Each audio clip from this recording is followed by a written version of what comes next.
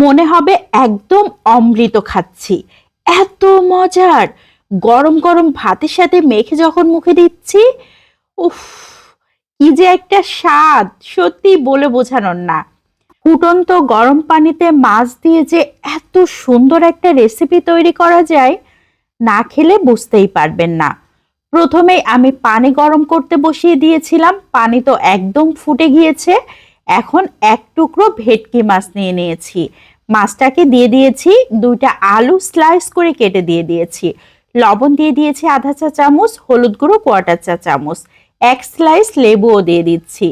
তাহলে মাছের যে আলগা একটা গন্ধ আছে সেই গন্ধটা দূর হয়ে যাবে।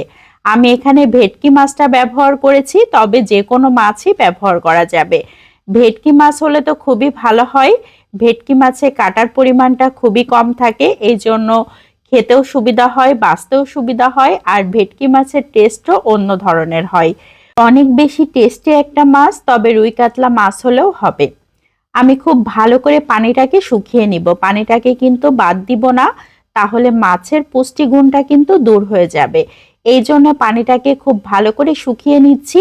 মাছটাকে উঠিয়ে নিয়েছি, খুব ভালো মতো সিদ্ধ হয়ে গিয়েছে, আলুগুলোও সিদ্ধ হয়ে গিয়েছে। আমি সবকিছুই উঠিয়ে নিয়েছি। এখন চুলাতে আরো একটা প্যান বসিয়ে দিয়েছি, তার মধ্যে সরিষার তেল দিয়ে দিচ্ছি। এখন দিয়ে দিচ্ছি বেশ কিছুটা পরিমাণ রসুন কুচি। রসুনগুলোকে আমি কুচি করে নিয়েছি, পেঁয়াজ কুচি দিয়ে দিয়েছি। রসুন কুচিটা বেশি ব্যবহার করেছি, পেঁয়াজ কুচিটা তার থেকে একটু কম ব্যবহার করেছি। 2টা কাঁচামরিচও দিয়ে দিয়েছি। এখানে লবণ হলুদ কিছুই দিচ্ছি না। খুব ভালো করে ভেজে নিচ্ছি, একদম মুচমুচে করে। এখন উঠিয়ে নিয়েছি, অবশিষ্ট যে তেল রয়েছে তার মধ্যে মাছগুলোকে দিয়ে দিয়েছি। মাছগুলোকে কিন্তু বেছে নিতে হবে, তবে ভেটকি মাছে একদমই কাটা ছিল না, আমি জাস্ট ছাড়িয়ে নিয়েছি। এখন ভেটকি মাছগুলোকেও খুব ভালো করে ভেজে নিচ্ছি, একদম ঝুড়ো ঝুড়ো করে ভেজে নিচ্ছি, কোনো ধরনের পানি নেই, ঝুরঝুরে হয়ে গিয়েছে, একটা সাইডে রেখে দিচ্ছি। আবারও সামান্য একটু তেল দিয়ে দিয়েছি, সরিষার তেল। এখন স্লাইস করে আলু সিদ্ধ করে নিয়েছিলাম, সেই আলুগুলোকেও উল্টে পাল্টে ভেজে নিচ্ছি। সিদ্ধ করা আলু দেবার সাথে সাথেই কিন্তু একটা সাইড হয়ে গিয়েছে, অপর সাইডটাও একই রকম ভাবে ভেজে নিচ্ছি। আলুগুলোকে এইভাবে ভেজে নিলে এত সুন্দর একটা সেন্ট আসে, এই সেন্টেই কিন্তু মুগ্ধ হয়ে যেতে হবে। তো সবকিছু ভাজি হয়ে গিয়েছে। এখন আমি একটা প্লেটের উপর ভাজা শুকনা মরিচ নিয়ে নিয়েছি, লবণ দিয়ে দিয়েছি আধা চা চামচের মতো। খুব ভালো করে মরিচগুলোকে ভেঙে নিচ্ছি। এখন নিয়ে নিয়েছি বড় সাইজের একটা পেঁয়াজ কুচি করে, মরিচের সাথে পেঁয়াজটাকে মাখিয়ে নিয়েছি।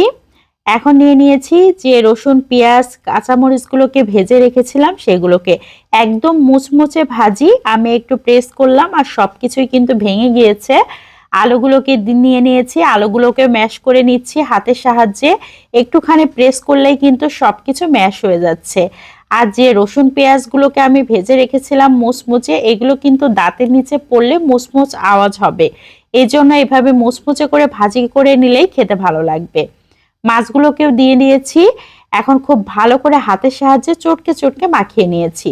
ধনিয়া পাতা কুচি দিয়ে দিচ্ছি, একটু বেশি পরিমাণ ধনিয়া পাতা কুচি দিলে সুন্দর একটা সেন্ট আসে। এখন কাঁচা সরিষার তেল দিয়ে দিচ্ছি। আমার কাছে মনে হয় ভর্তা জমেই না যদি কাঁচা সরিষার তেল না দেওয়া হয়। যতই সরিষার তেলে ভেজে নেই, তারপরেও একটু কাঁচা সরিষার তেল দিতেই হবে। খুব ভালো করে মাখিয়ে নিয়েছি। এখনই কিন্তু আমার জিভে পানি চলে আসছে, আমি ভয়ে যে দিতে পারছিলাম না। তারপরেও গরম গরম ভাত নিয়ে বসে গিয়েছি, এত লোভ হচ্ছিল যে আর সহ্য করতে পারছিলাম না। এত বেশি টেস্টি হয়েছিল যে সত্যিই বলে বোঝানোর না। মনে হচ্ছে যে অমৃত খাচ্ছি। এরকম একটা ভর্তা হলে আর কোনো কিছু দরকার হয় বলেন তো? এরকম একটা ভর্তা হলে এক ভর্তা দিয়েই 1 প্লেট ভাত নিমিষেই শেষ হয়ে যাবে, আর কোনো কিছুই লাগবে না। আমার বাসার সবাই এত বেশি পছন্দ করে যে সত্যিই বলে বোঝানোর না। তো আজকের মতো এখান থেকে বিদায় নিয়ে নিচ্ছি। সবাই ভালো থাকবেন। আসসালামু আলাইকুম।